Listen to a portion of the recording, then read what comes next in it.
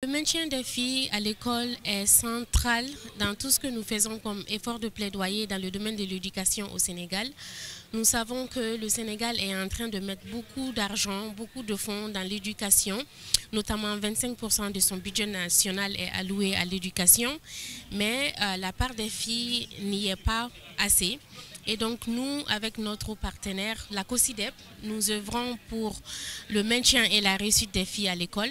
Alors nous avons profité de la Journée internationale de la femme pour commémorer la fille à l'école, le maintien de la fille à l'école. Donc l'éducation de la fille, le maintien de la fille à l'école est central, est nécessaire dans le développement durable, est nécessaire pour l'avancée du pays, et le Sénégal est sur une bonne voie, je dois dire, avec l'octroi de son budget national, 25% du budget national, mais il y a beaucoup plus à faire pour les filles. La meilleure façon d'investir pour avoir cette femme valorisée, cette femme reconnue, cette femme modèle, cette femme responsabilisée, c'est d'investir dans la fille. Si nous avons demain un système éducatif qui prenne en charge particulièrement cette dimension genre, nous aurions évidemment réussi le pari. Parce qu'aujourd'hui, nous savons qu'il y a beaucoup de défis, beaucoup de barrières qu'il faudrait aujourd'hui casser si nous voulons que les filles puissent non seulement accéder à l'école, mais puissent y rester, être maintenues et surtout réussir. Nous le savons, le Sénégal a fait des efforts importants en termes de scolarisation des filles.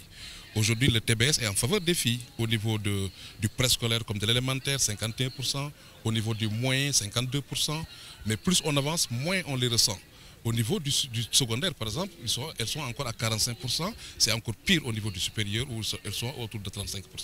Donc voilà ce qui fait qu'il faut évidemment interroger toutes les barrières qui font évidemment que les filles ne restent pas à l'école. Et ces barrières s'appellent des barrières d'ordre économique. Nous le savons, tant que l'éducation va coûter, va être un peu chère, il y aura évidemment un arbitrage qui sera fait en faveur des garçons. Cela n'est pas acceptable. Deuxième barrière que nous avons pu identifier, c'est des barrières d'ordre socio-culturel. Nous nous rendons compte aujourd'hui qu'il nous faut aujourd'hui interroger nos mentalités, interroger nos certitudes, revoir un peu certaines valeurs. C'est ça qui nous permettra évidemment de considérer que la fille ne doit pas seulement accéder, mais qu'elle a les mêmes rôles, qu'elle a les mêmes pouvoirs, sinon même plus que les garçons. Et les barrières d'ordre infrastructurel aussi. Nous devons évidemment revoir l'environnement des apprentissages, si nous n'avons pas encore des toilettes qui soient séparées pour garçons et filles, si nous n'avons pas encore un système qui puisse permettre en tout cas d'orienter ces ressources vers la fille, si nous avons un problème encore de sécurité avec des écoles qui ne soient pas clôturées, évidemment que les filles vont toujours être celles qui vont être traitées en parents pauvres. Donc au total, nous pensons que la journée de la femme nous invite à réfléchir davantage sur la prise en charge des filles.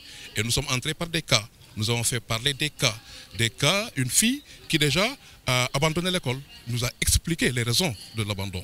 Une fille qui est à risque d'abandon, qui a fait 3 années au lycée, mais du surplace, 3 années dans la même classe de seconde, pour des raisons d'ordre économique. Et une fille qui, elle, a eu toutes les chances de réussir. Nous avons pu aussi identifier une femme modèle en la personne de Madame de Sanseur.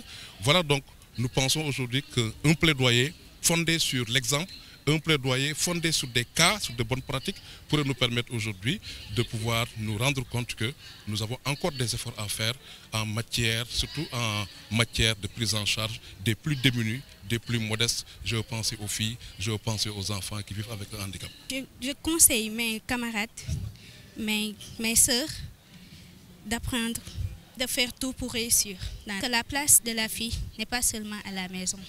Les filles doivent être à l'école, étudier pour être demain des leaders.